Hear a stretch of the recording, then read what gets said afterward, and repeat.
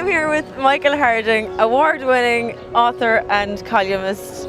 Michael, you return and you return and you return to us. Yeah, I like coming to Listowel. I think there's a great atmosphere.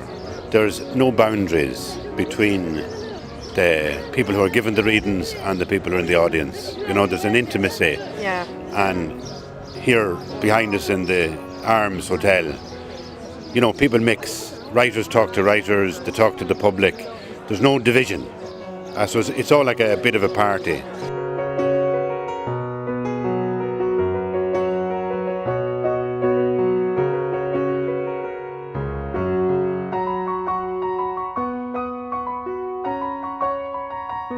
Listowel, the celebration of the storytellers. While pondering the choices, I glanced over at Lorcan and his gang, and that's when I felt really strange.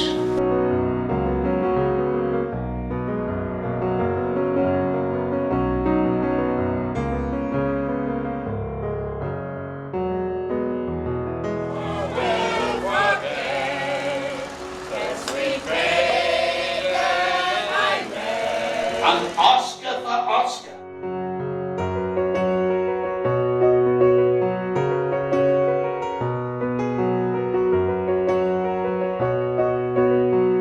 The only job of a writer is to look after your sentences. I think this is my favourite literary festival I've been to. I think it's great.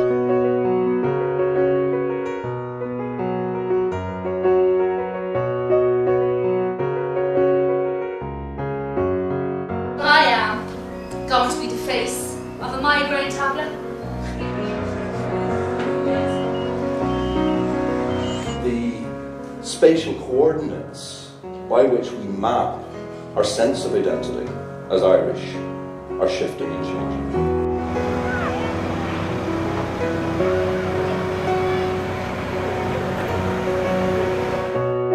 I decided right then to move to Alaska. The last frontier, the last place in America for freedom, for individuality, for honor, for peace. It's also a great place to raise a dog.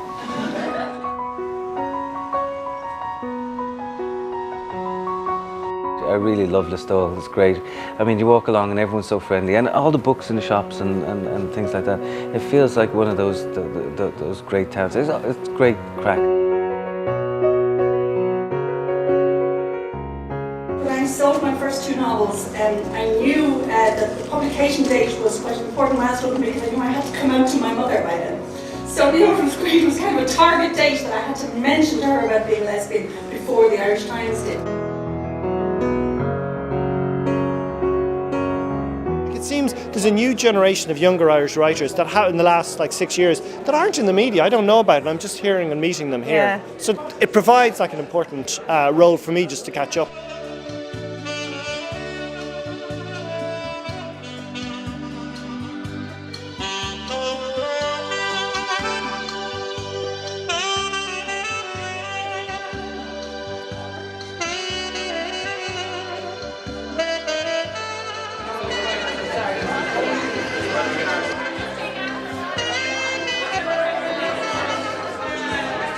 It's my pleasure to welcome you all here to the 42nd Listowel Writers' Week, here in the Kingdom of Kerry, where an inch is a mile and a week is 5 days.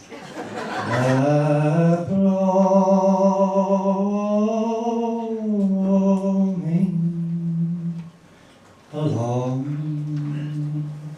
all her lovely companions are fair and gone. Literature, one definition goes, is news that stays news. In other words, while an old newspaper or an old news bulletin may be of interest to historians, a short story written 50 years ago or 100 years ago can still seem fresh and new and strange. It was just the most spectacular honour. And the winner is Gavin Corbett for his novel This Is the Way. And the best thing that's ever happened to me as a writer.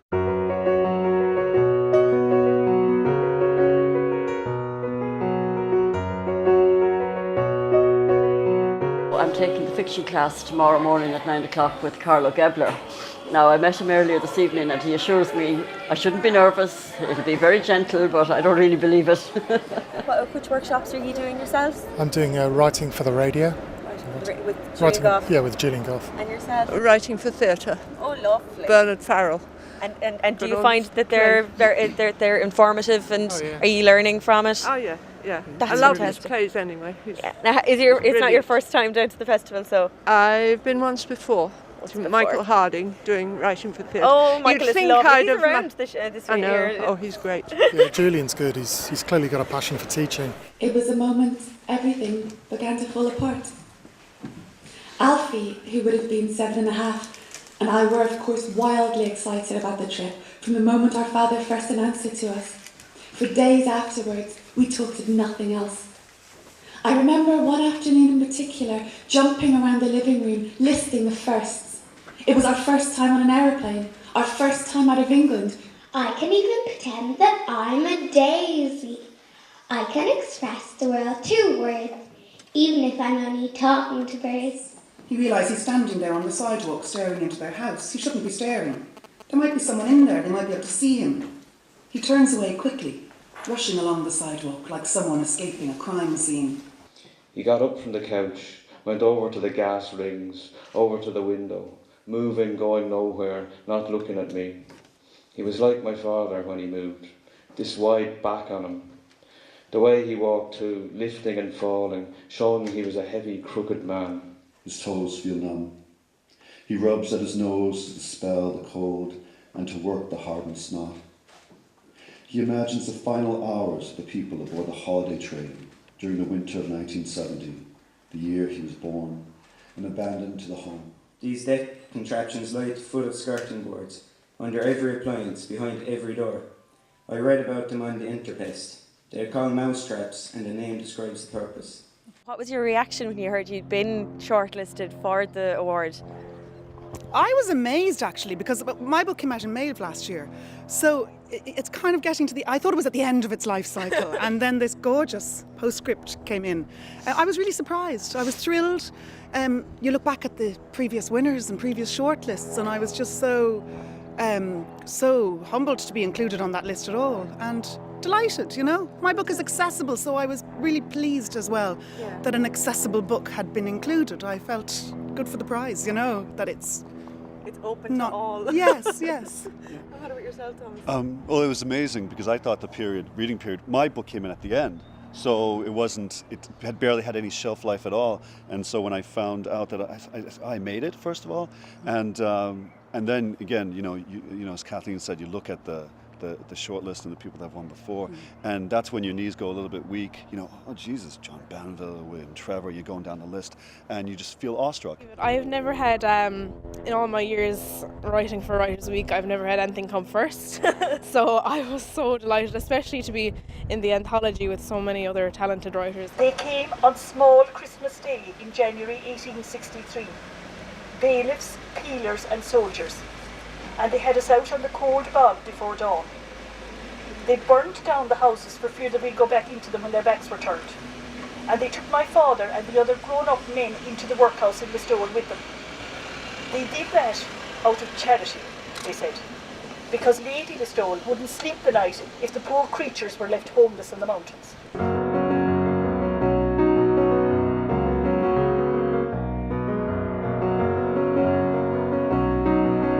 He looked up at me in a kind of accusing way. You know that famous guy you did the Irish dancing for? He said. I heard he's always taking the piss out of people. You mean he was making fun of me? But he seemed so nice. He was making a mock of you, that's all. Oh, I said. Look, I'm off, safe home. I tried not to cry. So long, he said. It's been nice knowing you. Keep out of this, you! This is a family matter, it doesn't concern you. It does concern him. He's my husband now, for better or for worse. That sounded better when the priest said it. It was a wonderful experience. Local the Abbey Field players, and they gave a wonderful presentation. It was most enjoyable.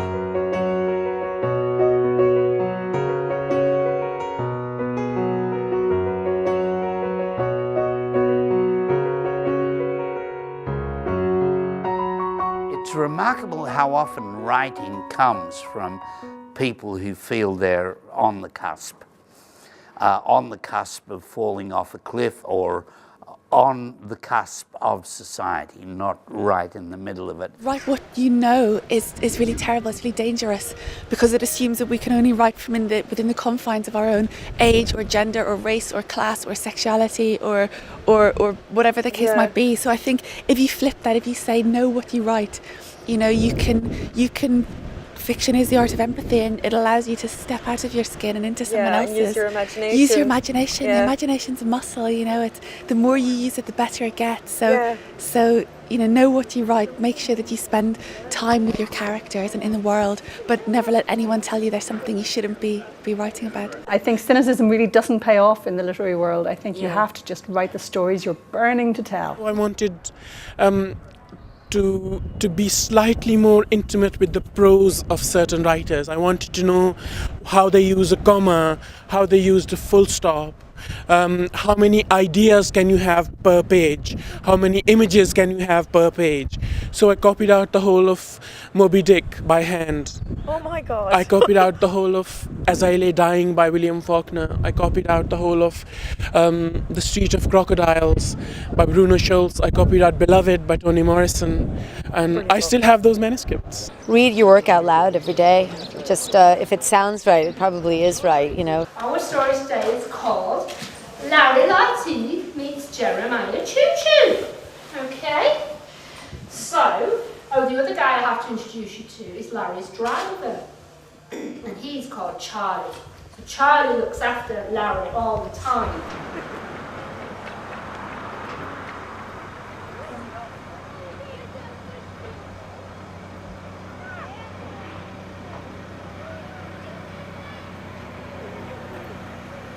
John reacted. He used to say, the curlew came to my door one day and he was talking to me. Now, I opened the door and the curlew was there a long time talking to me. And when he was gone, there was a neighbour woman who had been watching, and she came down to my house and she knocked the door and I opened it.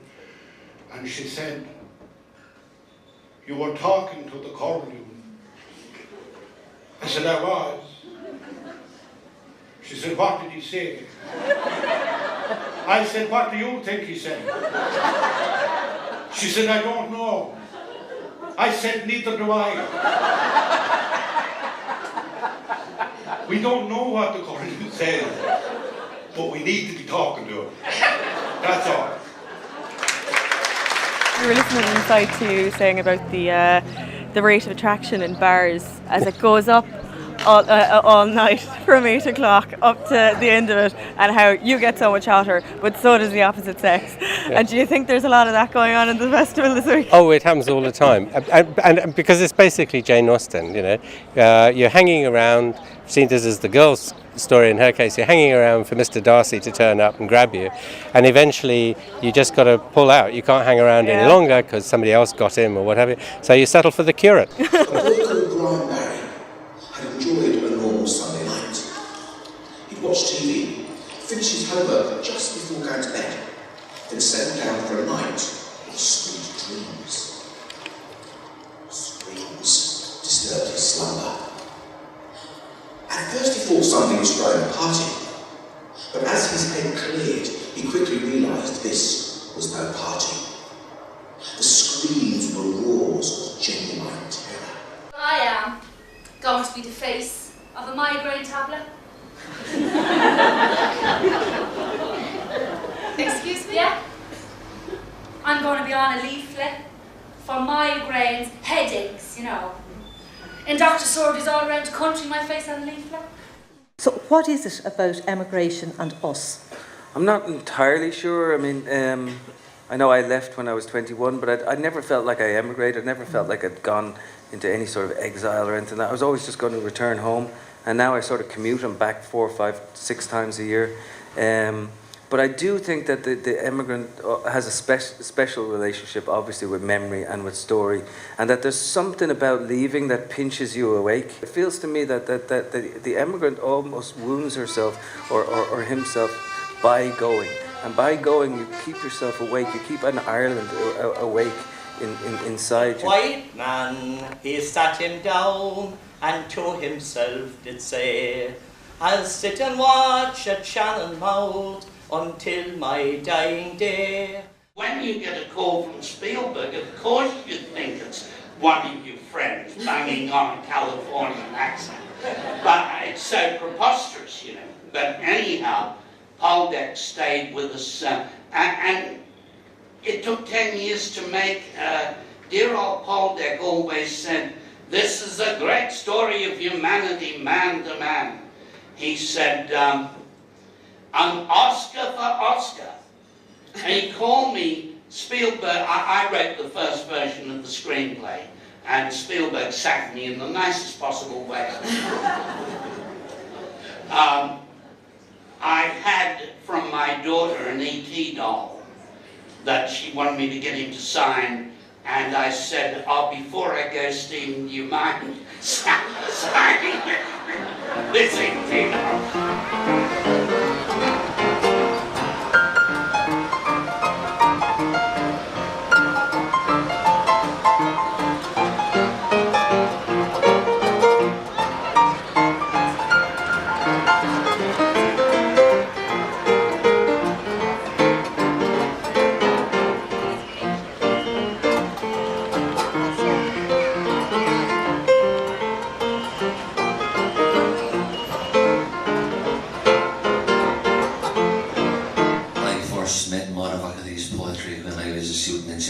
College in Listowel in 1965 to 1970.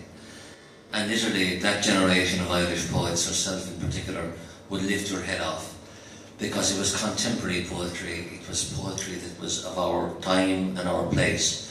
What we learned in English was not of our time and not of our place. Great poetry nonetheless, but it was the Dead Poets Society. It's a kind of an important thing at times when a workshop begins for people to get to know what everybody's at. And I find this year that there's a very good respect for what people are at and what people are doing.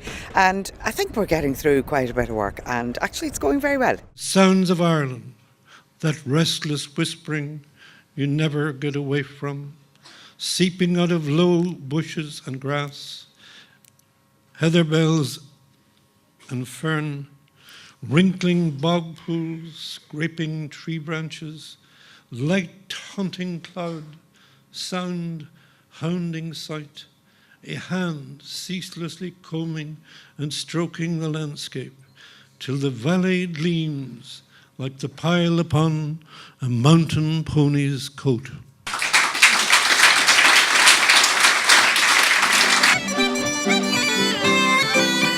Hey! Listowel! We had a wonderful evening yesterday evening, a very late night. Very late. We were very busy being gracious in defeat for a while. We were, for a while. And we were delighted for Gavin until he's in the pub. Started singing. He started singing in this magnificent baritone voice. And that was just rubbing it in, wasn't it? It was beautiful. We looked at each other. Doubly talented. Just when he can sing as well. One more! Coming here has been thrilling, and the festival is small and intimate, because some festivals you go to, they are very huge and there is no sense of any intimacy. But this has been lovely.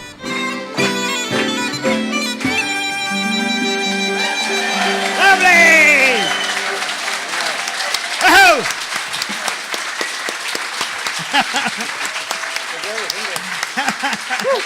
Stand up there, take a bow. Come on, stand up.